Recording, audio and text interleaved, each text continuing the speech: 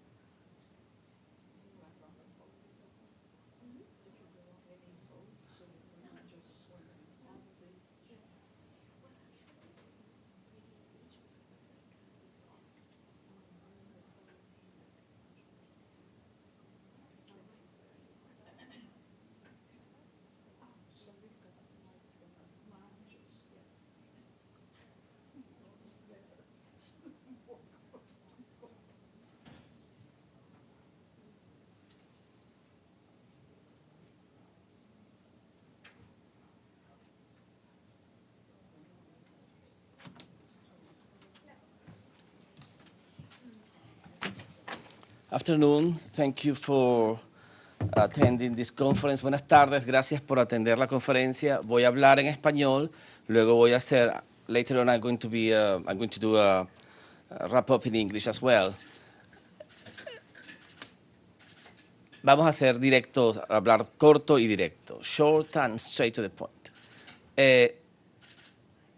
El gobierno de los Estados Unidos de América ha decidido iniciar una campaña de agresión en una nueva fase más alta, más aguda, contra Venezuela. En esta fase toman la delantera y el control. Ya no pretenden que haya una oposición en Venezuela que... No translation. Well, I will do it for you later on in English. Don't you worry. I will do it in English.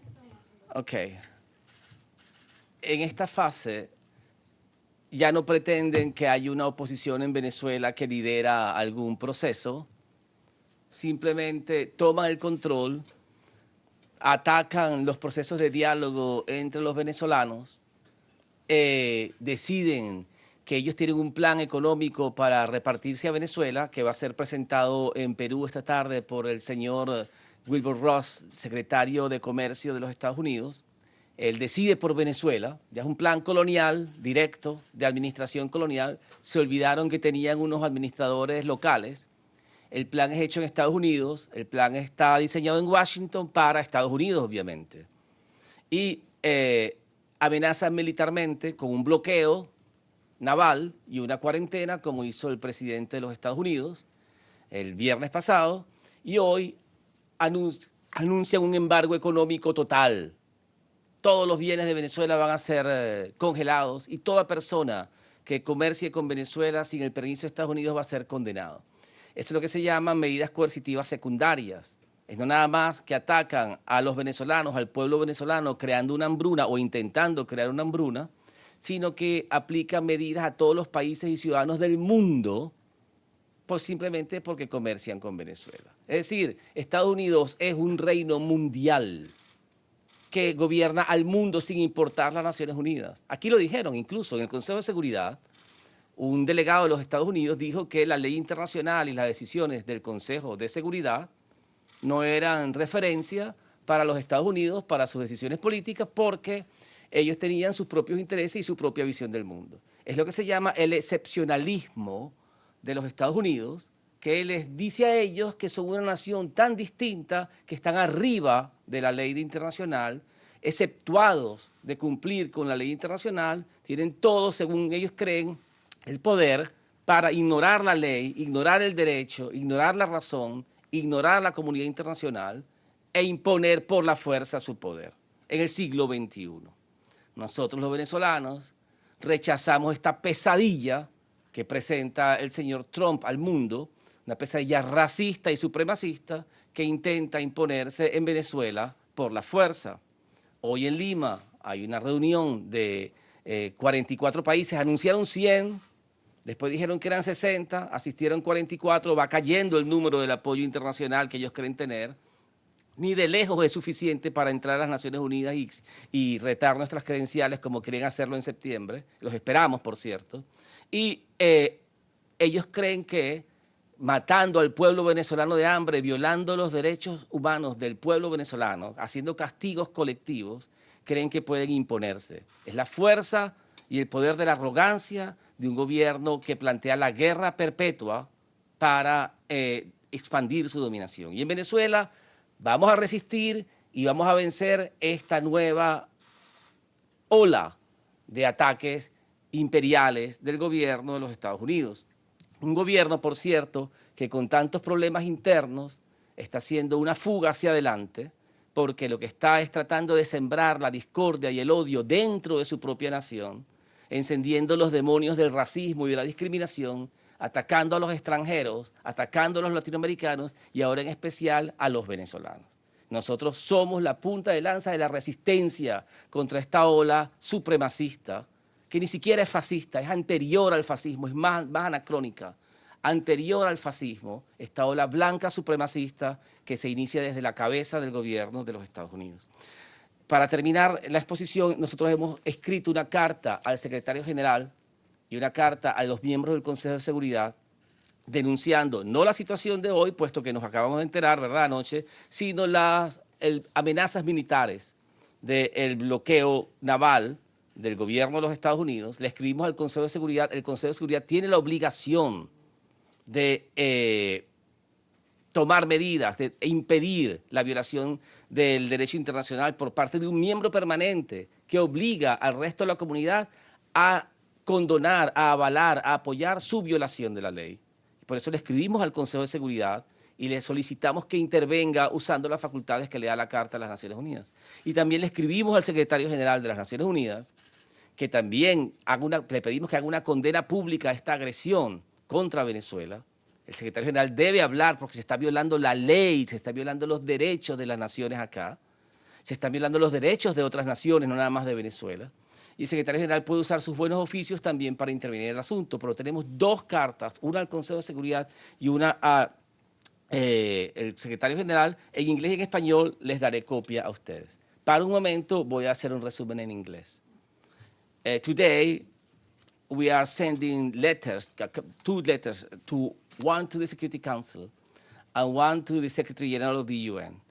In those letters, we ask, first, we relate the series of aggressive and hostile actions of the United States government, particularly President Trump's administration, against Venezuela, and very serious and dangerous in severity and gravity. First, President Trump's last Friday threatened Venezuela with a naval blockade and with a quarantine.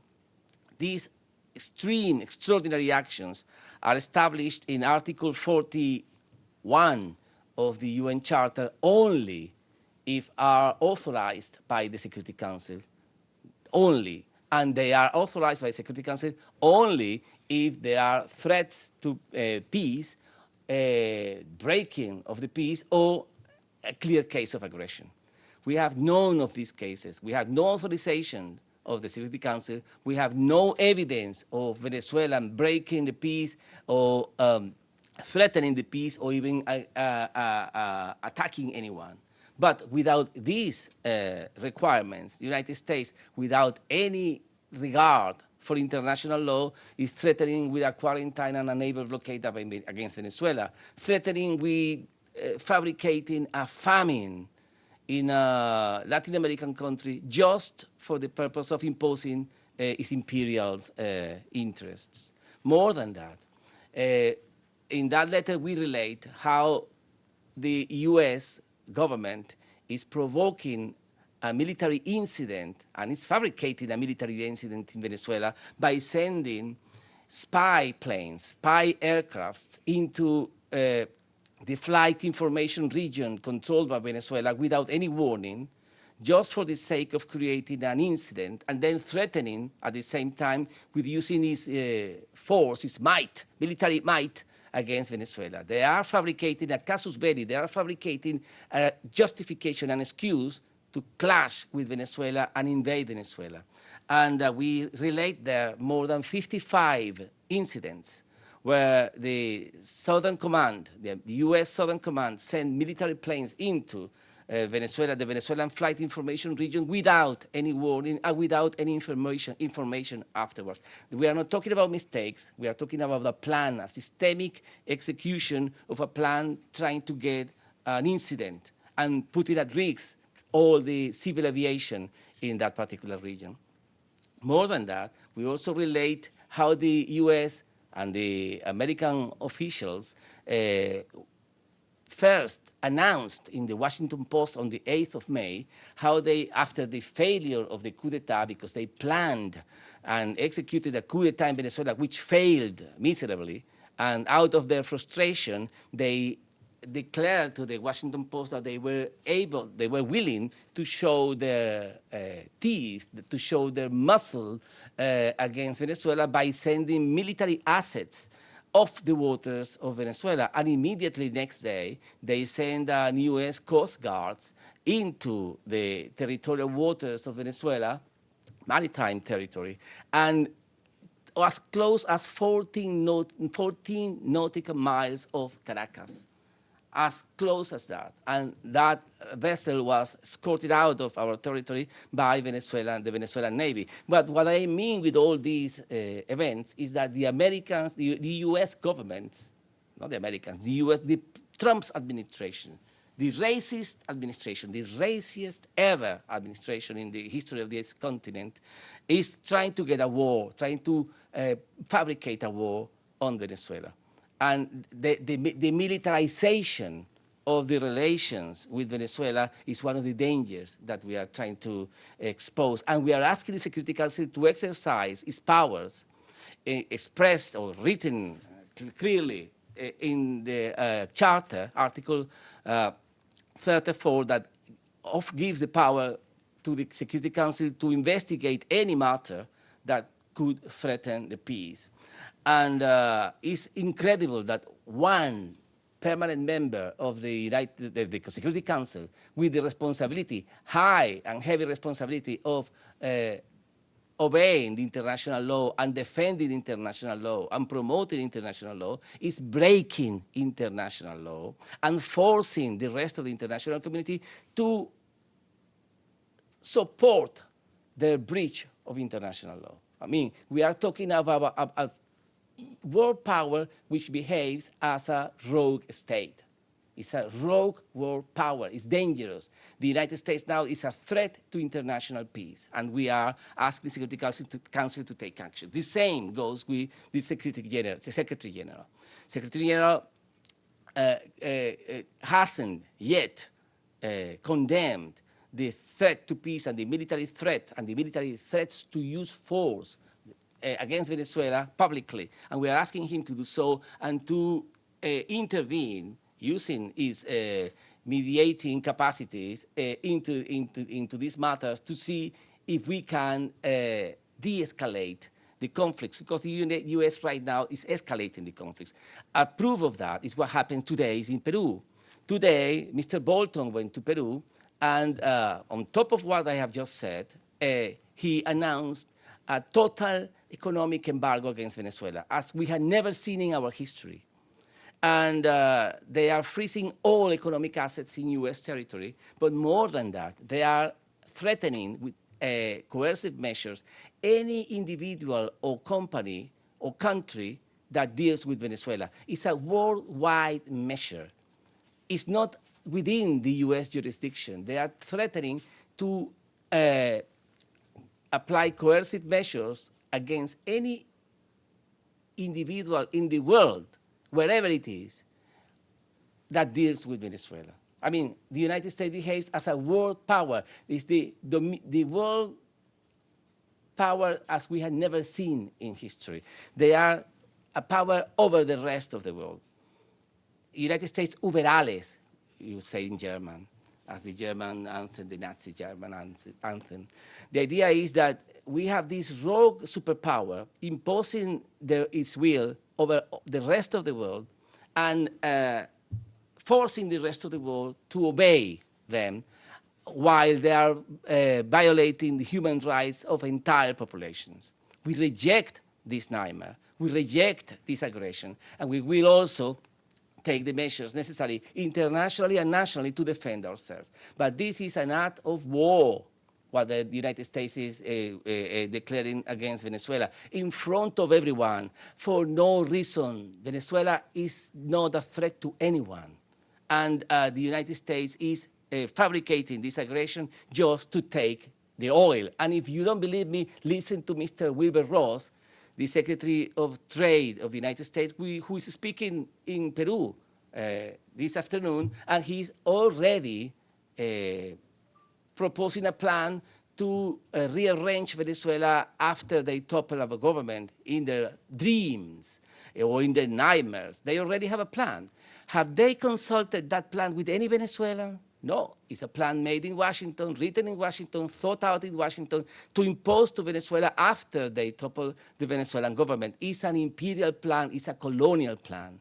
This is the kind of new brazen colonialism in the 21st century, which is fueled by racism, white supremacism, white nationalism, violence and hate. And we are going to confront that. It's our right to defend ourselves. I stop here. I'm going to give you a copy of the letters that we sent to the Secretary General and to the Security Council in English and in Spanish. And I am now able to answer your question, the first question to the lady, the senior lady here, the dean. Thank you. Thank you, Ambassador. Thank you on behalf of ANCA for this press conference.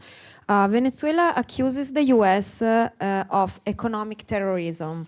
So what does it mean, and do you plan to respond concretely in any way? Thank you. Economic terrorism is the right and only correct definition of what they themselves call sanctions after they were an authority. You could accept sanctions from a legal or legitimate authority, but they are not authority over Venezuela. They are attacking Venezuela with economic measures, economic warfare, and more than economic warfare, economic terrorism, because they are preying on the weak, preying on the civilians, preying on the elderly, preying on the women, preying on the children. They are preying on those who cannot defend themselves and taking them as hostages in order to bend our government's will towards their interests. So that's the actual definition of terrorism, using violence for political purposes on civilian population. They are attacking the civilian populations. Forget about the individual sanctions. We are not even complaining about that. They are telling every single one person and company in the world that if they deal with Venezuela on any single issue, they will pay for it. And they said, be cautious, because we are looking for you, we are watching you, and you will pay dearly for it. This is economic terrorism, as simple as that. Thanks, Ambassador. Michelle Nichols from Reuters. You said you're asking the Security Council and the Secretary General to take action. What kind of action would you like to see them take? And just throwing forward to the UN General Assembly next month, are you expecting President Maduro to attend again? How long will he be here for? And is there any chance he might meet with President Trump? I cannot see the future. I mean, the last two questions are too difficult. First one, can't foresee if there is a meeting between these two presidents. Second one, I'm not in the position to predict his visit to New York and to the UN in September, which normally presidents come. He will taste the waters and see if it's the right time and the right action to take. But what actions are we asking the Security Council to take? First, Article 0.24 of the Charter states the following: all members shall refrain in their international relations from the threat or use of force against the territorial integrity or political independence of any state, or in any other manner inconsistent with the purposes of the United Nations. Article 2.4 of the Charter. This is clearly breached by the United States. They are threatening the use of force, threatening our territorial integrity and political independence. So clear. They themselves say it without any hint of trying to do otherwise. And Article 34 of the Charter also states the following: the Security Council may investigate any dispute or any situation which might lead to international friction or give rise to a dispute in order to determine whether the continuance of the dispute or situation is likely to endanger the maintenance of international peace and security.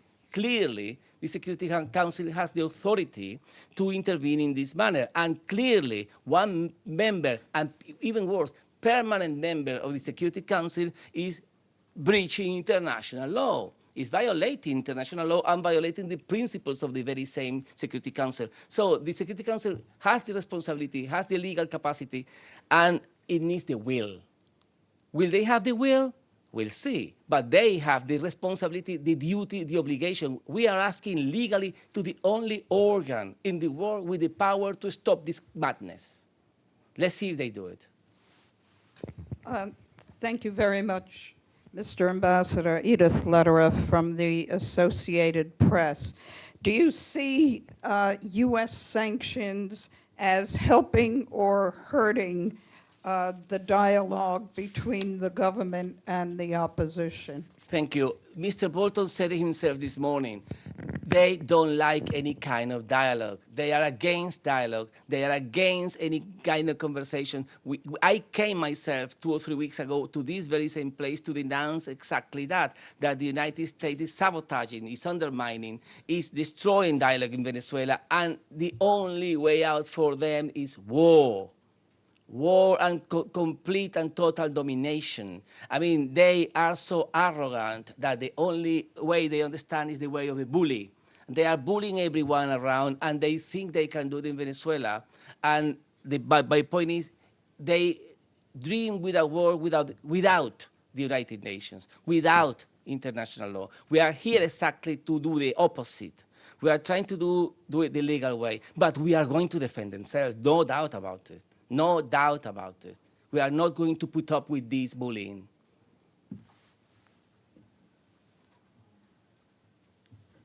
Gracias, señor Moncada. ¿Algo conmigo? Sí, está bien. Soy María Granova de Agencia TAS. Además de sanciones económicas, presidente Trump impulsó un bloqueo total a las propiedades de Venezuela. ¿Y qué exactamente esto significa para...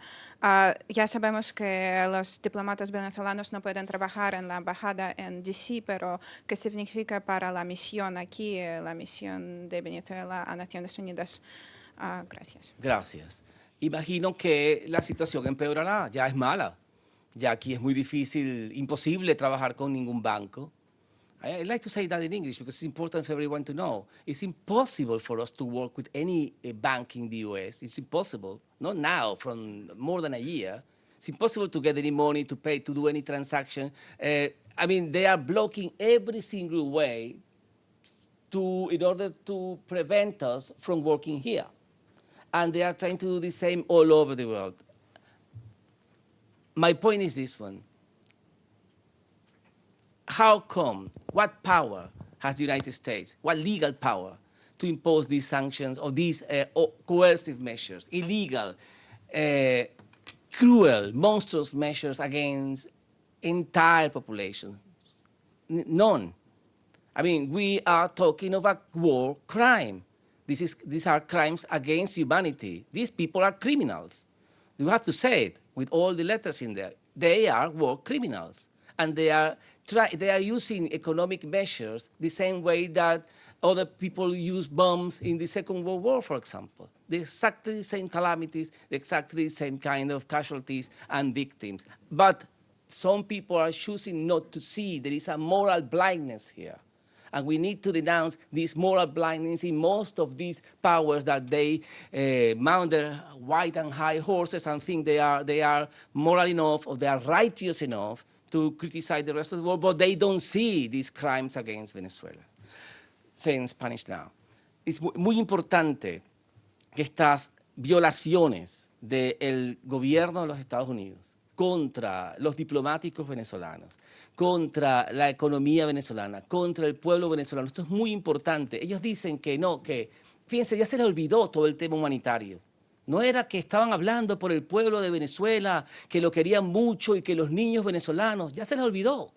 Ahora amenazan con guerra, amenazan con sanciones, dicen que tienen una ventana para las medicinas y la comida. Mentira, porque le están diciendo a todo el mundo no toquen nada que ver con Venezuela. Ya mismo, venezolanos comunes y corrientes, venezolanas y venezolanos, hoy mismo en la mañana, están recibiendo suspensiones de sus cuentas con miles de otras empresas en el mundo que le dicen no podemos trabajar con Venezuela porque es muy riesgoso. Muy difícil trabajar con Venezuela, cerramos su crédito, cerramos la relación con usted, cuando esto mejore volveremos. Civiles, personas comunes y corrientes, jóvenes que tienen pequeñas empresas, vendiendo software, vendiendo programas, vendiendo diseños, gente que vive de su trabajo decente y honestamente, no traficantes de drogas. Todas esas cuentas están siendo suspendidas hoy por miedo que tienen a la amenaza del gobierno de Estados Unidos. Estamos hablando de una masiva violación de los derechos humanos y ellos quieren crear una hambruna, quieren crear una hambruna en Venezuela, doblegar al pueblo venezolano por dolor, enfermedad y hambre. Y esto es un crimen porque lo están haciendo por razones políticas y Estados Unidos no tiene nada que hacer en territorio venezolano, puesto que Venezuela es libre e independiente. Another question. Yeah, okay. Come on. Later. Gracias, embajador, por la conferencia de prensa. Tras el anuncio de Trump de que bloquean totalmente a Venezuela, Bolton dijo que el tiempo del diálogo ha terminado y que ahora era el momento para la acción. ¿Cuál es el mensaje de Venezuela? Gracias. Let's translate that in English as well. Mr. Bolton himself says this morning that time for dialogue is over and now it's time for action. I mean, he's the enemy of dialogue. Mr. Bolton es el enemigo del diálogo. El señor Bolton no es venezolano. Es muy importante que se entienda. El diálogo es entre venezolanos. ¿Quién es el señor Bolton para meterse? ¿Quién lo llamó? ¿Quién le dio la autoridad? ¿Por qué los Estados Unidos creen que pueden meterse en esto? Pero nada más eso, amenaza al pueblo entero de Venezuela sin importar si son de un lado o de otro. Ahora, por eso comencé diciendo, muy importante que se entienda esta idea, estamos en una nueva fase. Ya no es los Estados Unidos apoyando un golpe o una guerra porque apoya una facción en Venezuela. No, ahora los Estados Unidos toma el control y se olvidó de esa facción en Venezuela, ya no los toma en cuenta, les está diciendo, se hace como yo digo, y el plan económico es el que yo digo y Venezuela se reparte de esta manera. Por eso digo, se abandonaron las máscaras humanitarias, se abandonó la máscara de que luchaban por la libertad, ahora estamos claramente en un proyecto de dominación colonial, de invasión directa y de control directo de los Estados Unidos sobre Venezuela y es nuestra lucha por nuestra segunda independencia nacional. Por eso es lo grave de lo que estamos viviendo en estos momentos. Estamos luchando por la segunda liberación de Venezuela. The last one, well, two more. Mr. Ambassador, so can you tell us about the scope of these measures in the U.S.? How viable these assets that are subject to the new decision by the U.S., how important they are for Venezuela, and what are we exactly talking about? Are these bank accounts, gold, money? What is this exactly? Everything related to Venezuela in the U.S. is taken by the U.S. government. It's blocked. As simple as that. Everything. Refineries, bank accounts, assets, buildings, everything that they can take, they will. I imagine that if we take a flight in a plane towards the U.S. territory and land here, they will take the plane if the plane belongs to the government. I mean, it's a confiscating measure, universal confiscating measure. It's theft, plunder, and pillaging in a planetary scale. That's what it actually is like. Theft and plunder in a planetary scale. There is no way to justify this measure. But more than that, pay attention, planetary scale.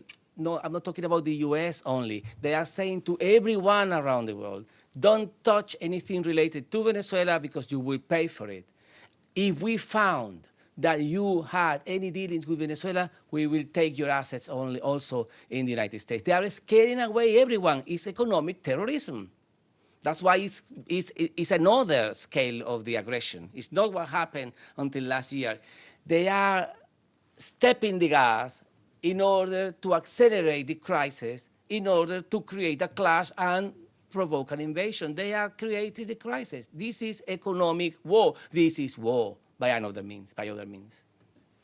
Can you tell us why you think the executive order was issued today? What incited this move, and what is the status of the Norwegian-led dialogue between the two factions? Thanks. The timing of the decision, the executive order, is clearly out of frustration. They failed miserably on the 30th of April when they staged a coup d'etat.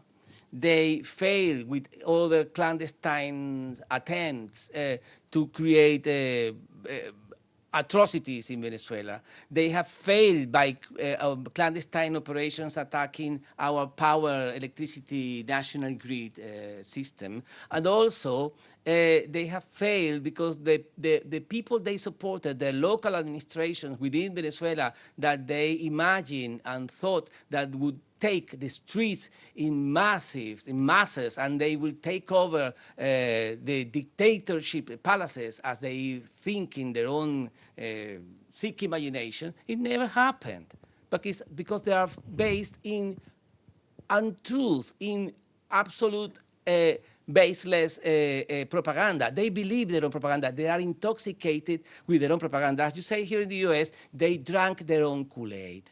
So they are acting out of their own mistakes, and in desperation, they are taking these aggressive measures, making everyone to pay for their own mistakes. Now children, Venezuelan children, Venezuelan women, and Venezuelan elderly will pay with pain and sickness and diseases and even hunger because they think they can do so. As simple as that. But we will act and we will work with all our hearts to stop them from suffering, from perpetrating these atrocities against our people. This is our duty. The last one. And the dialogue, the Norwegian... Well, sorry, the dialogue is the point. The dialogue is among Venezuelans, and they are intervening in dialogue. They say themselves, Mr. Bolton, we don't believe in dialogue, we believe in action, Maduro has to go. That's what he said this morning. They are sabotaging the conversations among Venezuelans. What right has they got to do that?